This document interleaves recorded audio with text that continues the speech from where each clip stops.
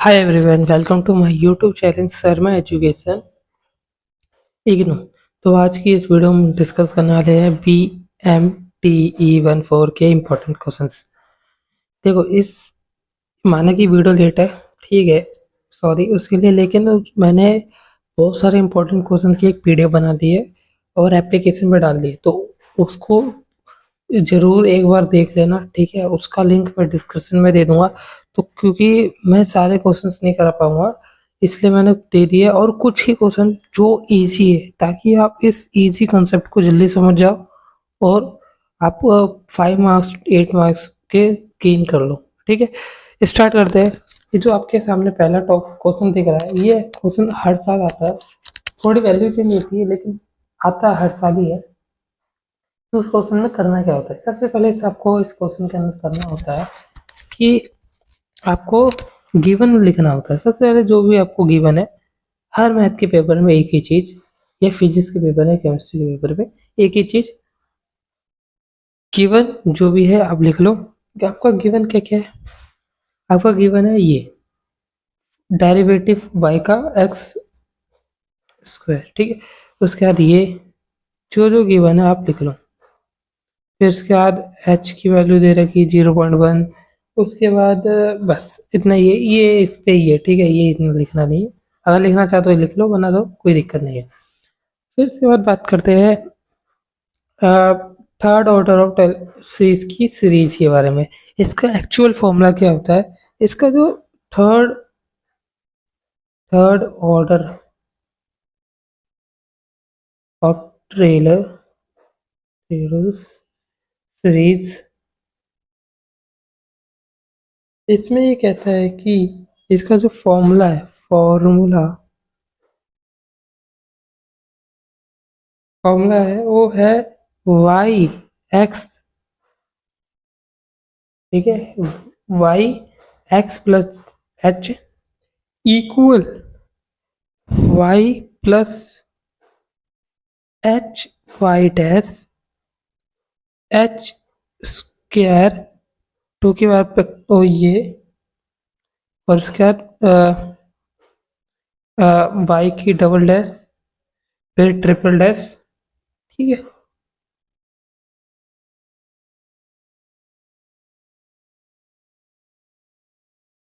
ठीक है, ये आपका फॉर्मूला होता है। ये आपका फॉर्मूला है। अब इसमें आपको अप्लाई कैसे करना है और ये क्या क्या करना है, ये सब मैं आपको बताता हूँ। सबसे पहले आपको क्या करना है, वाई डैश तो दे रखा है, वाई डबल डैश निकालना है, वाई ट्रिपल डैश निकालना है, ठीक है। सिंपल। फर्स्ट आपको क्या करना है, हमें क्या चाहिए, वाई डबल डैश और ट्रिपल डैश। तो हम सबसे पहले क्या निकालते हैं, वाई ट्रिपल डबल डैश निकालते हैं। Now y dash, y dash क्या दे रखा है, एक्स स्क्वायर। इसको हम ऐसे भी लिख सकते हैं,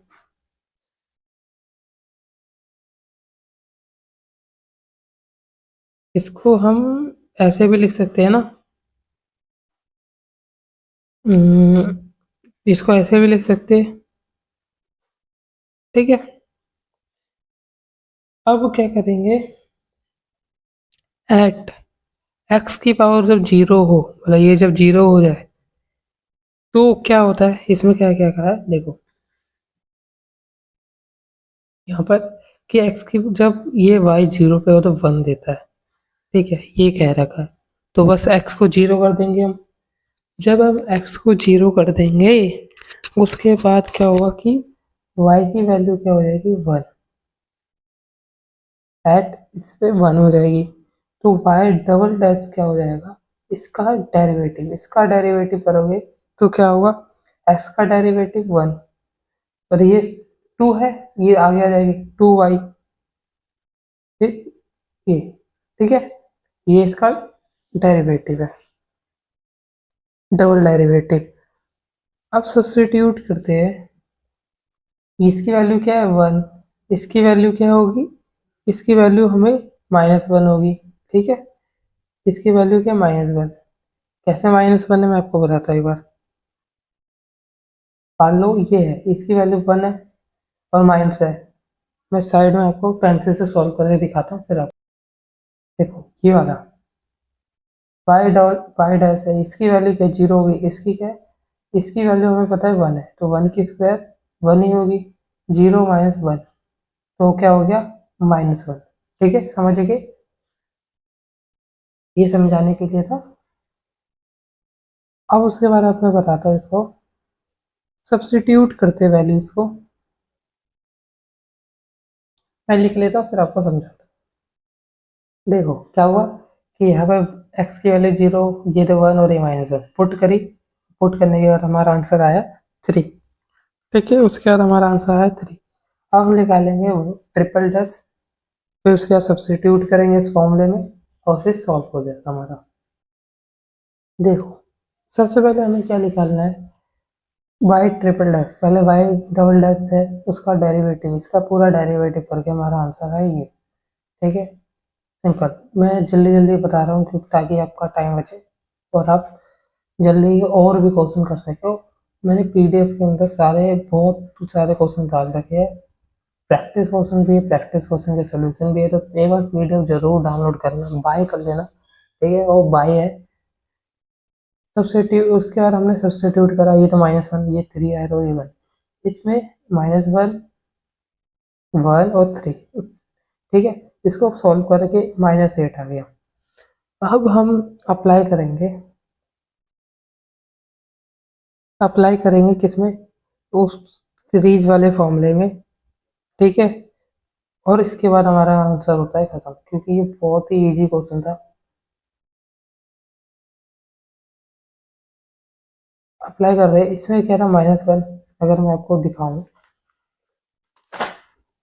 ठीक है, -1 y, double single dash double dash and triple dash cube square n h, मैं लिख देता हूँ, फिर आपको अच्छे से एक्सप्लेन करूंगा ताकि और भी क्वेश्चन में ताकि करवा सकूँ। तो यहाँ पे आप देखना, ठीक है, यहाँ पे मैं दोनों साथ साथ समझाता हूँ।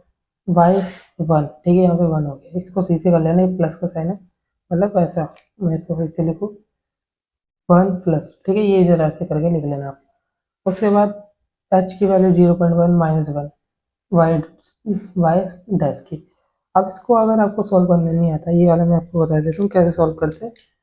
जैसे कि ये होता है 3, ये फैक्टोरियल, ठीक है, फैक्टोरियल जो होता है वो 3 -2 माइनस ओ सॉरी 3 × 2 × 1 और देन आंसर इज 6। अगर 4 होता तो फिर 4 × 3 × 2 × 1, तो ऐसे सॉल्व करते। ठीक है, इसको ऐसे सॉल्व करते, जैसे 2 है तो 2 को आप कैसे सॉल्व करोगे, 2 × 1, तो 2 × 1 इक्वल टू 2, ये रहा आपका 2।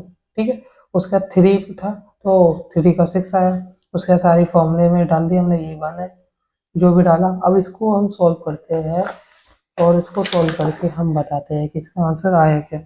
देखो टाइम वेस्ट करने से अच्छा स्टडी मैंने क्या करा, पहले ही सॉल्व कर लिया और मैं आपको आंसर बता देता हूँ।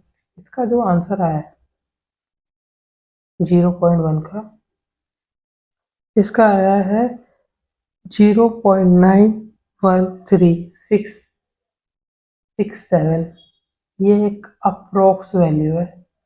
ठीक है, तो ये ही इसका आंसर है और यही आपके 5 नंबर पूरे के पूरे दुला दे सकता है। ठीक है, इसको अच्छे से लिख लेना और यहाँ पे अप्लाई करते समय हमें क्या करना है, यहाँ पे एक बीच में फॉर्मूला लिख देना। ठीक है, अब चलते हैं अगले क्वेश्चन पे ताकि आपकी और प्रैक्टिस हो। पीडीएफ जरूर से जरूर डाउनलोड कर लेना ताकि आपको और प्रैक्टिस क्वेश्चन मिल सके। तो ये जो सेकंड क्वेश्चन है ना, ये भी हर साल पूछा जाता है, गॉसियन एलिमिनेशन मेथड। तो इसमें भी सिंपल क्या करना है, सबसे पहले तो जो भी ये दे रखी है इसको लिख लो। ठीक है, पहले लिख लेता हूँ ताकि टाइम वेस्ट ना हो आपका। तो देखो क्या हुआ कि पहले मैंने लिख लिया, ठीक है, ये सब, उसके बाद मैंने अरेंज करा ये मैट्रिक्स, कैसे करा, 2 2 2 2 1 10 10 3 3 4 1 1 3 9 9 और साइड में ये सब, ये मैट्रिक्स ऐसे लिख ली मैंने। ठीक है, ये मैट्रिक्स लिख ली। अब इसको सॉल्व कैसे करते हैं, सॉल्व करने से पहले मैं आपको एक चीज बता देता हूँ कि दो तरह के, एक होता है लोअर, ठीक है, एक होता है अपर। अपर लोअर ट्रायंगुलर मैट्रिक्स और अपर ट्रायंगुलर मैट्रिक्स। इसमें ये क्या होता है कि ना आपको लोअर और अपर में क्या है कि ना आपको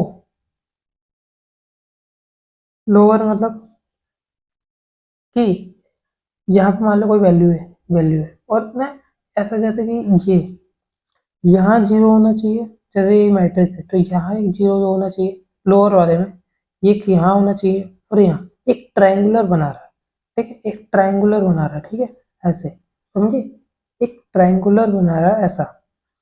लेकिन अपर वाले में क्या होता है कि एक यहाँ यहाँ और ये भी एक ट्रायंगुलर बना है, तो आपको इसमें ये क्या करना है कि आपको यहाँ जीरो लाना है, यहाँ जीरो लाना है और यहाँ जीरो लाना है, ठीक है। और ये कैसे लाना है ये आपको सोचना है, ठीक है, ये तो कोई फॉर्मूला नहीं है, बस आपको यहाँ एक जीरो लाना है, यहाँ जीरो लाना है और यहाँ जीरो लाना है। तो मैंने ऐसे भी बहुत क्वेश्चन डाल रखे हैं सॉल्व इंपॉर्टेंट क्वेश्चन पे, तो उसको भी जरूर एक बार देख लेना। तो आपको क्या करना है कि मैं पहले इसको इरेज कर देता हूँ, आपको समझ आ गया होगा। अब आपको सोचना है कि आप कैसे जीरो लाओगे। यहाँ पर अगर आप एक चीज देखोगे, अगर हम इस सेकंड वाले को फर्स्ट वाले से जीरो करते हैं, टू टू जीरो थी, हाँ तो जीरो आ गया। फिर उसके बाद देखते हैं कि इसमें कैसे जीरो लाना है, इसमें कैसे लाना है, पहले इसमें ला देते, फिर इसमें लाने की कोशिश करेंगे, फिर इसमें लाने की कोशिश करेंगे, ठीक है। मैं आपको लिख देता हूँ फिर आपको समझाता हूँ। तो देखो क्या हुआ कि ये सिंपल लिख लिया मैंने, आर टू जो निकालने है r two minus r one, ये आपने बी एम टी टी 141 में भी करा होगा, ठीक है, ऐसा कुछ याद होगा आपको, मैंने करवाया भी था। तो टू माइनस टू जीरो, तो हमारा ये तो जीरो हो गया, बाकी हमारा ये लिख लिया। अब क्या करेंगे कि अब हमें लाना है ये जीरो या ये जीरो, सबसे पहले हम लाते हैं ये जीरो। तो आपको सोचना है कि यहाँ पर ऐसा क्या माइनस करे ताकि जीरो आ जाए, ठीक है, ताकि यहाँ पर जीरो आ जाए। अब अगर आप एक चीज नोटिस करोगे कि अगर यहाँ इसको टू से मल्टीप्लाई कर दे और ये भी टू हो जाएगा, फिर इससे माइनस कर देते हैं तो ये जीरो हो जाएगा, ठीक है। तो ऐसा आपको सोचना है, प्रैक्टिस का उसमें डाल रखे मैंने, तो उसको डाउनलोड कर लेना, मैं आपको फिर लिख देता हूँ फिर आपको समझाता हूँ। तो देखो हमने आर थ्री निकाला, अब आर थ्री निकालने के लिए हमने क्या करा, आर थ्री निकाला, इससे टू से मल्टीप्लाई करा, ये आ गया हमारा, ठीक है। अब टू से मल्टीप्लाई करने के बाद हमारा आंसर हो गया ये। अब इसको फर्स्ट वाले इससे माइनस कर दिया, ठीक है, माइनस करके ये माइनस करके ये आ गया हमारा, ये जीरो हो गया, ये जीरो हो गया। अब एक और चीज का ध्यान रखना आप कि अब आर थ्री निकालने के बाद हमारा आर थ्री ये नहीं बचा अब, और आर टू ये नहीं है अब हमारा, आर टू ये है और आर थ्री अब ये है।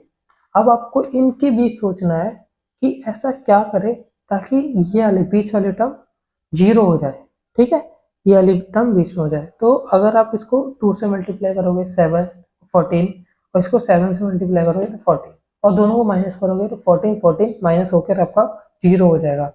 तो ये आप कर सकते हो, और अगर आपके पास और भी है तो आप उसको भी यूज़ कर सकते हो, ऐसा जरूरी नहीं है जो मैं बता रहा हूँ वही सही है। आपको यहाँ पर सोचना है, थिंकिंग करनी है बस, यहाँ पर आपको ऐसे ही इस क्वेश्चन में थिंकिंग करनी है बस। तो हम स्टार्ट करते हैं, इसको लिख देता हूँ, तो समझा तो दिए आपको, अब लिख देता हूँ ताकि आपको अच्छे से और समझ आए। तो देखो क्या हुआ कि मैंने यहाँ पर सारी जो भी थ्योरी वगैरह लिखी, सेवन से मल्टीप्लाई करने पर हमारा ये आया, टू से मल्टीप्लाई करा आर टू को तो ये आया, माइनस करा जीरो का जीरो सिंपल, फिर इसको इससे करा माइनस माइनस प्लस, तो प्लस और माइनस माइनस हो जाएगी तो जीरो हो गया, तो ये हमारा आर थ्री आ गया। अब इसको हम लिखेंगे मैट्रिक्स में, और फिर उसके बाद हमारा एक छोटा सा काम, और ये हमारा आंसर हो गया खत्म, उसके बाद आपके 5 नंबर फिक्स। अब इसको हमने मैट्रिक्स में लिख दिया, ये है अपर, मैंने आपको पहले बताया था अपर लोअर बता दिया था, जरूरी नहीं कि आप अपर ही लगा लो, जहाँ पर आपको आसान लगता है आप जरूरी है कि इन तीनों को भी जीरो कर सकते थे, ठीक है, आपकी मर्जी है। अपर और लोअर मैंने समझा दिया, कैसे करना है ये भी समझा दिया। अब आपको क्या करना है, सब्स्टिट्यूट करना है, सब्स्टिट्यूट सब्स्टिट्यूशन करना है, किस में करना है आपको मैं बता देता हूँ।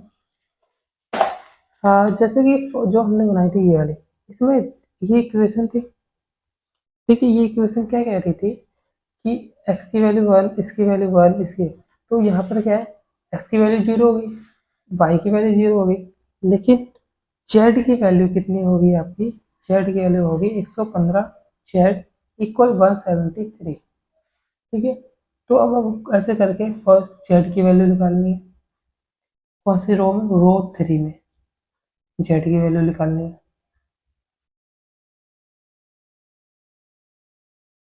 ठीक है, ये हमारी z की वैल्यू हो गई। उसके बाद ऐसी रो 2 में आपको y की वैल्यू निकालनी है। ठीक है, फिर आपको x की वैल्यू निकालनी है। तो मैं लिख देता हूँ, फिर आपको समझाता हूँ। ठीक है, ये देखो आपको दिखा देता हूँ, ये हमारा रो 1 का, ठीक है, रो 2 का ऐसे सॉल्व करके हमारा y आ गया और रो x निकाल लिया। तो अपना एकदम अच्छे से सॉल्व करना और अच्छे से क्वेश्चन स्टेप बाय स्टेप करना, ताकि आपको 5 नंबर पूरे के पूरे मिले। अब हमारी वीडियो होती है यहीं पर समाप्त, और क्वेश्चन कराना अब थोड़ा मुश्किल है, तो ये पेपर कर लिए। हालांकि मैंने पीडीएफ में सारे क्वेश्चन लिखे हुए और उसके सारे आंसर लिखे स्टेप बाय स्टेप, ताकि आपको अच्छे से समझ आए। तो एक बार सोल्व पेपर की पीडीएफ बाय कर लेना, मर्जी है, वैसे बाय कर लोगे तो बहुत अच्छा रहेगा आपके लिए। ठीक है, मिलते हैं अगली वीडियो में, और चैनल को सब्सक्राइब जरूर कर लेना। अगर आपको कोई भी डाउट है इस सब्जेक्ट के अंदर, कोई क्वेश्चन समझ नहीं आ रहा, तो डीएम कर देना टेलीग्राम पे, टेलीग्राम का लिंक दे दूंगा।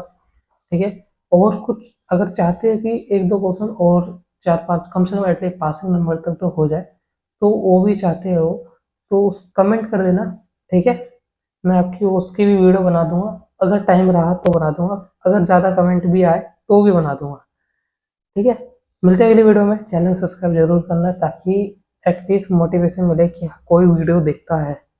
ठीक है, अब आपका पेपर खत्म होता हुआ है, एंजॉय करना पूरा वेकेशन, और दिसंबर के टाइम फिर मिलते हैं।